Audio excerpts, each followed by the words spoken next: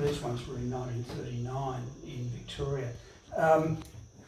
The ash range is basically just a large collage. It's basically made up of edited documents, essentially.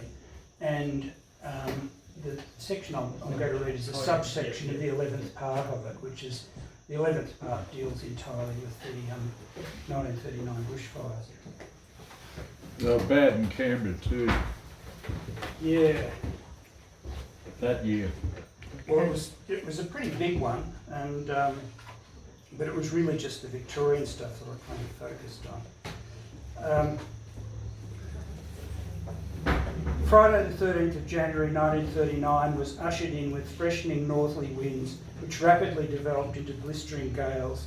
Temperatures soared to record heights and humidity was reduced practically to zero. On that day, it appeared that the whole state was alight. Fierce fires broke out on new fronts. The reports indicated that practically 2/3 of the state were ablaze. 4 children perish in fire near Colac. Man succumbs in Erica blaze. Family caught in car. Man trapped in hut at Woodend. Mother's ordeal on Mount Hotham. The town of Newquay was wiped out today by a fire more terrifying and extensive than that which swept the settlement in 1926. The only buildings left standing are the Brick Hotel, a butcher's shop and another building. About 150 of the inhabitants fled to Warragul. In the space of half an hour, the town was razed to the ground. Mansfield, Friday. The township of 10 Mile on the Jamison Woods Point Road was entirely destroyed. 25 Greek workers are said to have been trapped in the terrific fire at White Hills out of Erica. At one mill, desperate but futile efforts were made to clear of inflammable scrub the borders of the mill and mill settlement. All but one person at the mill were burned to death, many of them while trying to burrow to imagined safety in the sawdust heap. Horses were found still harnessed in their stalls, dead, their limbs fantastically contorted. Steel girders and machinery were twisted by heat as if they had been of fine wire. Sleepers of heavy durable timber set in the soil, their upper surfaces flush with the ground, were burnt through. Where the fire was most intense, the soil was burnt and destroyed to such a depth that it may be many years before it shall have been restored by the slow chemistry of nature. When fleeing from a fire near Hill End, a man believed to be Mr. W. Loosemore, aged 60 years, retired farmer, collapsed in a drain and was burned to death. The whole settlement of Hill End is reported to have been swept away. At 7 p.m, Mr. D. O'Connor, postmaster at Omeo, was telephoned by Mrs. Bradshaw of Hotham Heights Hostel, who said, "The house is on fire, I must save my baby." A scream followed, and then followed dead silence. Foster, Friday. Sweeping down from Mount Leonard, a fire which has been burning in Wilson's Promontory National Park for a week last night began to threaten danger to the government chalet. Cudgewa, Friday. Burning on a front of 30 miles, a fire is threatening Cudgewa. Sweeping over Mount Mitamatite and through the Pawong Valley and Thogla, the fire has reached the Murray. With more than 100 volunteers attempting to stem it, the fire was within a mile of Corryong tonight. The speed of the fires was appalling. They leaped from mountain peak to mountain peak, or far out into the lower country, lighting the forest 6 or 7 miles in advance of the main fires. Balls of crackling fire sped at great pace in advance of the fires, consuming with a roaring, explosive noise all that they touched. Houses of brick were seen and heard to leap into a covert roar of flame before the fires had reached them. Such was the force of the wind that in many places hundreds of trees of great size were blown clear of the earth, tons of soil with embedded masses of rock still adhering to the roots.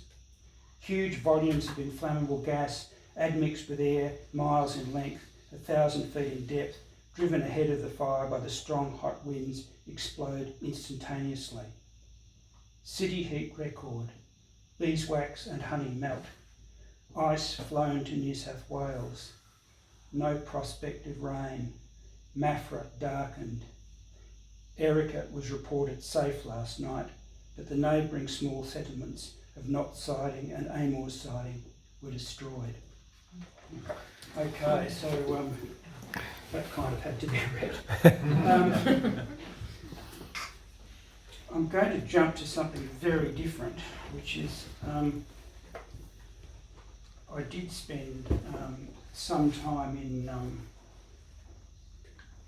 the UK, 12 years, and one of the first longish things I wrote was a book-length poem called Krabbe and Winkle. I was living in a town called Faversham, which is about 10 miles on the London side of Canterbury in Kent. It was an old fishing place at one stage, although the river's silted up mostly. And I'm just going to read a section, part of a section. This was a poem that was just divided into a calendar year, and this is from the section August. The gnats wail, pas de deux, blackbird and thrush, goosebumps, beaks scratching at the guttering, manic at dusk. Tomorrow's storm brews over the shipwright, over duckboards and clinkers, the high tension lines banking toward Whitstable. The wind will probably lift these plastic tables tomorrow or tonight. On a mown lawn in a ditch beneath the dyke, weather bearing up from Sussex. Will I be wet by Faversham Creek? My office in various places where this gets written. The rumble of an airliner above these clouds, this country, a toy giraffe abandoned in a garden. Across the marsh, a wind farm, white under broken cloud, the black sail of a yawl, a large blue heron risen from the reed beds. Stillness and mildness, presaging autumn, red trellis over darker brick, scraped timbers, layers like a furnace, a smudged page submerged. Out the window, bright berries, listen to little Barry. Burnt umber on black shapes dissolved, for which the best light is half light, illuminating but not reflective. A painting you can almost see, this on the side wall of a long room, its far end, odd-shaped panes, sunlit, a parallelogram on the carpet. Coloured glass bottles, the pattern subsuming everything, unrolled as a rug but endless, fading soon enough, as though a season were accomplished in moments. How much of it adds up? A buzzing insect enters, then leaves the room.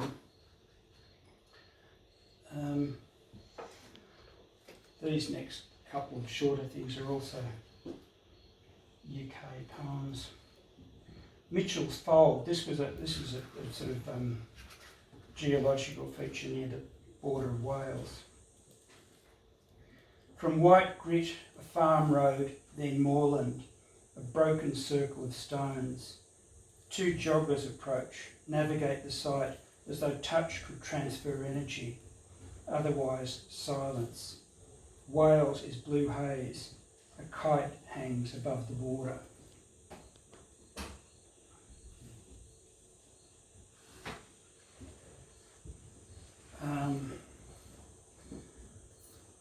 This one's part of another sequence. At night, all things sleep, save rats in the walls, wondering if they're any good or not.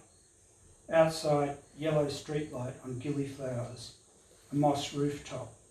Who knows what constellation overhead, or the whereabouts of ducks at 3 a.m. And the last of the English pieces I'll read, this was from another series, another book called Allotments.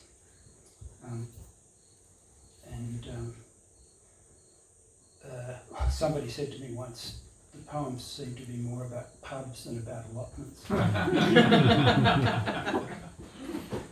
At the Norfolk Arms, pressed tin and Corinthian columns, smoked ham-on and cut glass, a gilt Madonna hemmed by dried peppers, W1 Espanol. This neighbourhood's Georgian, the pub named for Norfolk who? Thomas Howard, the 4th Duke, Norfolk in Sussex. Recusant? The Spanish barman says of the wine list I stare at, the most expensive is the best. I remember instead the edict on an album cover, the dictators go girl crazy. Quantity is quality.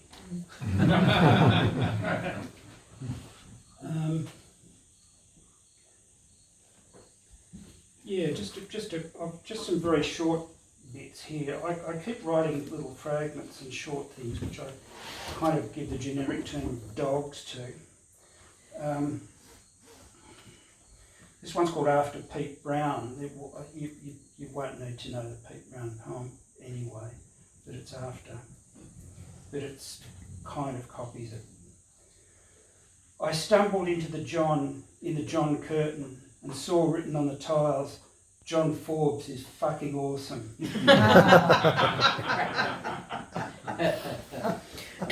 This one's called Barcode, and it's for an English poet called Alan Halsey.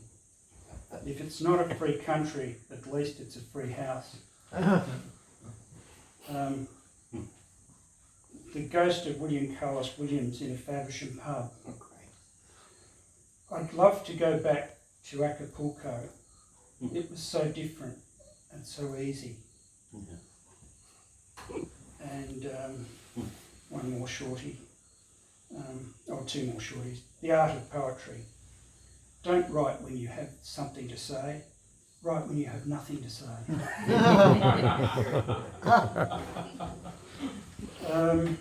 I'll do a few more. Universal toilet. This train has, says the on-board manager, a universal toilet.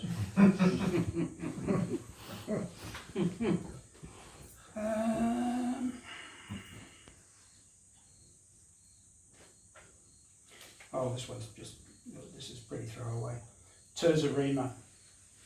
And I saw this in a restaurant, in a restaurant's menu. They seemed unaware of its qualities. Vegetarian equals V. GF equals gluten-free. Prices include VAT.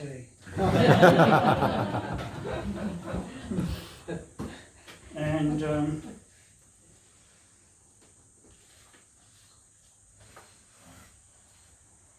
finally, in this short lot, the Louis Jordan, William Carlos Williams mashup. There ain't nobody here but us white chickens. And I'll just finish with a more recent Australian one. I've been doing a lot of walking just around the shores in Sydney and around bits of the bay and down the coast. And this one's from Ball's Head. But I mean, the great thing about it is you notice all these just little microclimates and just little micro areas. I went to Cremorne Point, and I've never heard them anywhere else, but there were whipbirds there. Yeah. Just this tiny little area at the end of Cremorne Point, which is just this small bit of bush, and there was obviously a colony of them. But anyway, this isn't about Cremorne Point or about whipbirds. Enter this landscape through sandstone scored by pick marks, a tunnel with absolutely vertical sides, skylit at intervals. Observe the displacement of species, Angophora, the shift of habitat down the hills to Berries Bay. Note the archaeology of these coves, amphitheatres that were once oil tanks. The owners, still here, bemused at the antics of visitors. On Ball's Head, an elder sits at a picnic table. A brushed turkey treads ashes under a rock shelf. And I think that'll probably do. Thank you.